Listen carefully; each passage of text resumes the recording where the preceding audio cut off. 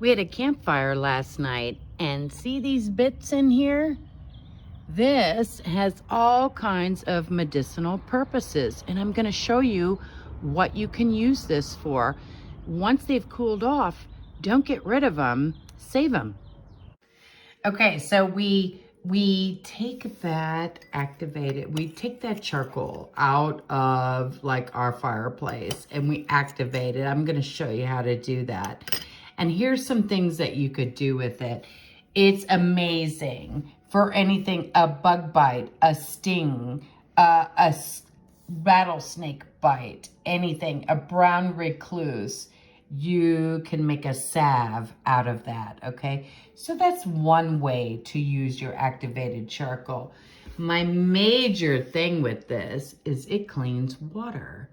And so anything you need to do to sift it through, paper towel, old piece of cotton fabric. I have muslin here that I would pour it through and clean my water, my drinking water. Don't let anyone tell you that they can mess with your stuff, because even your fireplace refuge will get you to a place of medicine. And also, like, really great medicine if it is a spider bite, a brown recluse, a rattlesnake bite. Anyone who's camping, okay? If you're not into prepping and you're not into all of this, that's cool. If you like being out in nature, you might like to know how to make this, and easy to make it. So here we go. So here we have our bits that came out of our campfire of completely charcoaled wood, burnt all the way down. You want these coals, and we're just rinsing it a little bit because we're wanting to get the ash and stuff off of it. And I would do that in a bowl of water. If you run it under a sink, you might just fall apart too much, and most of it will go down the sink.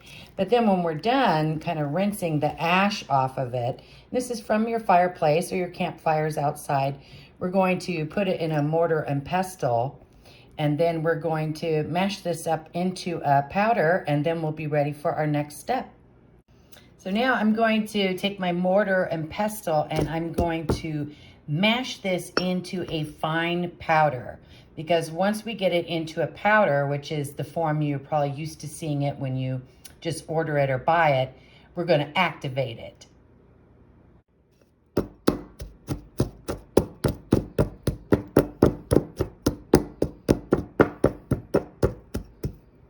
Okay, so we have chopped this down to more of a powder. You can even get it finer if you want to keep pounding with your mortar and pestle.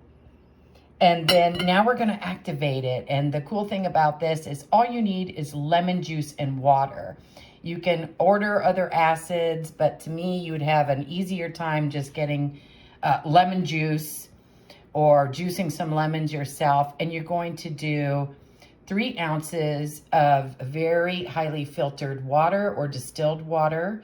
Berkey water is good too if you have a Berkey. Interestingly enough, that the filters on the Berkey are charcoal.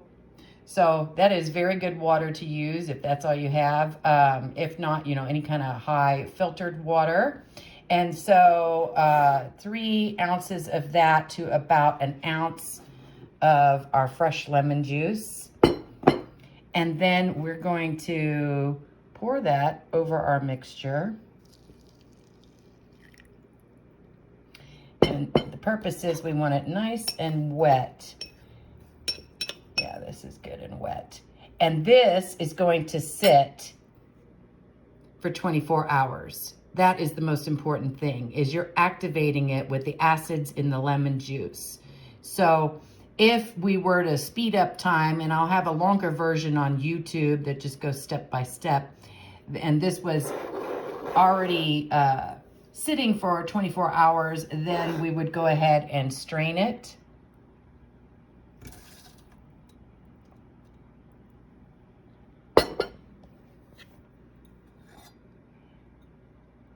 And once we've strained it, get kind of the water and liquid out of it.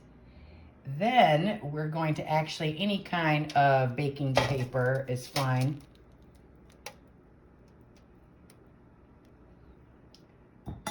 We're actually going to bake this in the oven on, I would do a really low setting. And like around 200. And I would bake this for a couple hours until it becomes a dry powder once again.